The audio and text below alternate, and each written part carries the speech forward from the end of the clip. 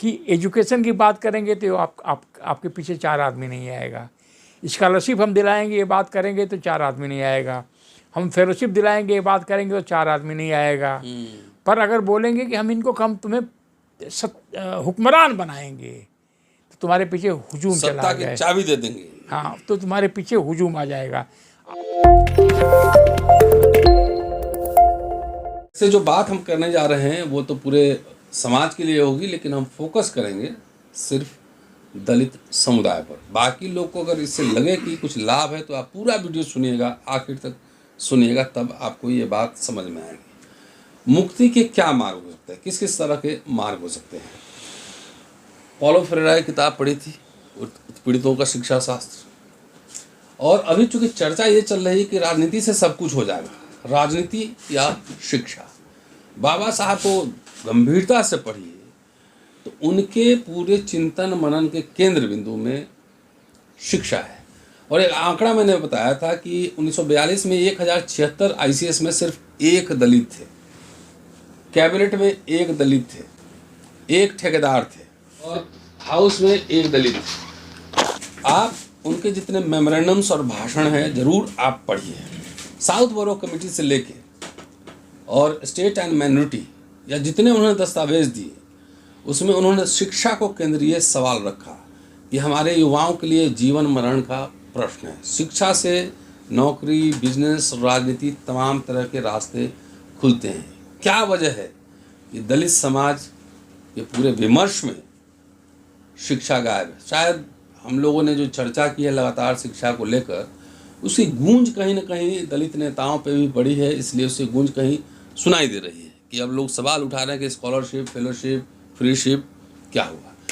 इसी पे चर्चा है चंद्रभान जी के साथ कि मुक्ति के कौन से रास्ते बेहतर। चंद्रभान जी, स्वागत है आपका। थैंक यू डॉक्टर साहब जी। मैंने आपके चैनल पर कई बार कहा है, अपने चैनल पर भी कहा है कि जो दलित अम्बेडकरवादी हैं, इन्होंने बाबा साहब अम्बेडकर के खिलाफ एक विद्रोह कर दिया है। कुछ लोग सोचते होंगे मैं गुस्से में कह रहा हूँ या कुछ असंतुष्ट हूँ तो ये बातें कर रहा हूँ। जितनी मेरी समझ है बाबा साहब अम्बेडकर के बारे में, उनके संघर्षों के बारे में, तो बाबा साहब अम्बेडकर के केंद्र में एजुकेशन है। एजुकेशन है। एजुकेशन दलितों की मुक्ति का सबसे बड़ा मार्ग है। और जो है जितने दलित लोग आज आगे बढ़े हैं उसमें एजुकेशन ही उनका मार्ग रहा है। सिर्फ राजनीति नहीं, राजनीति नहीं रही है उनका मार्ग। आज जो 40 लाख के आसपास जो दलित सरकारी कर्मचारी और अफसर हैं देश भर में, इनका जो मार्ग है रहा है एजुकेशन, और एजुकेशन के बाद आरक्षण। आरक्षण उसी को मिलेगा जिसके पास एजुकेशन है। दलित इससे भटक गया। क्या, कहाँ गया?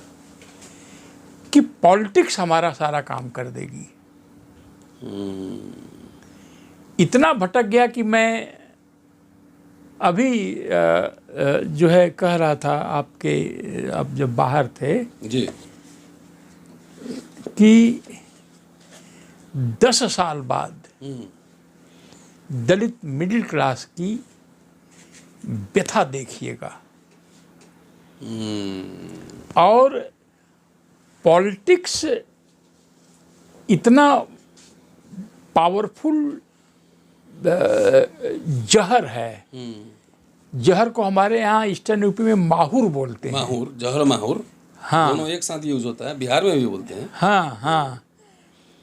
तो बिहारी लोगों के साथ जहर का असर नहीं करता है उतना, चाहे कितना भी खिला दीजिए।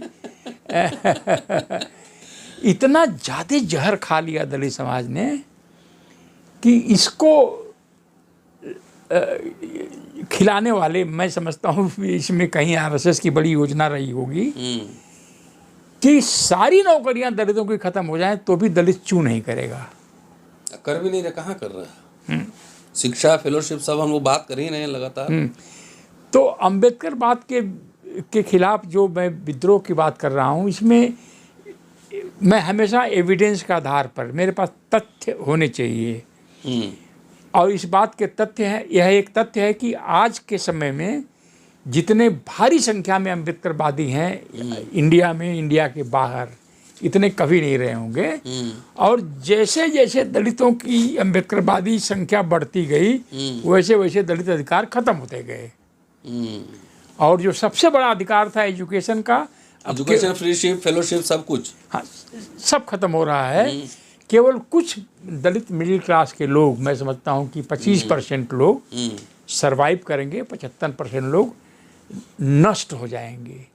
यह पॉलिटिक्स का जहर इतना ज़्यादा पावरफुल हो गया है कि बाकी सारे मुद्दे गायब हैं। इसलिए और दलित जो नेता हैं, इंटेलेक्चुअल्स हैं, वर्कर्स हैं, पॉलिटिकल पार्टीज हैं, एमएलए, एमपी वगैरह वगैरह हैं, इनको मालूम है दलित मानसिकता कि एजुकेशन की बात करेंगे तो आपके पीछे 4 आदमी नहीं आएगा।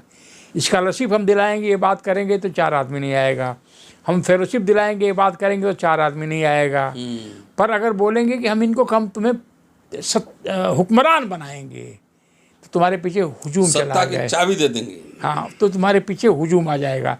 आज ही के अखबार में या कल के अखबार में कि जो सेंट्रल गवर्नमेंट विदेश पढ़ने के लिए स्कॉलरशिप देती है, उसमें भारी कटौती कर दी है। वो मुझे आ गया, डेटा आ गया।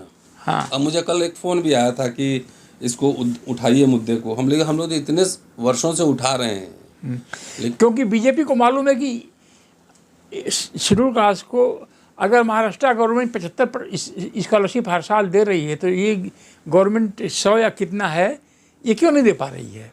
पैसा क्यों नहीं है? फंड क्यों नहीं है? वो समझ गया है कि मामला कहाँ है। गवर्नमेंट को मालूम है कि हम एक भी स्कॉलरशिप विदेश जाने की नहीं देंगे, तो एक भी दलित एमपी और एमएलए इसके लिए आवाज़ नहीं उठाएगा। क्योंकि समाज मांग करेगा, ना समाज मांग करेगा, क्योंकि इतना ज़्यादा पॉइजन पी लिया है दलित समाज, राजनीति का जहर, हाँ, पॉलिटिकल पॉइजन, कि बाकी इसकी आंखें, नाक, कान सब सड़ गए हैं, कुछ दिखाई नहीं पड़ता है। चलिए, तो आज शॉर्ट वीडियो बनाएंगे। ठीक है।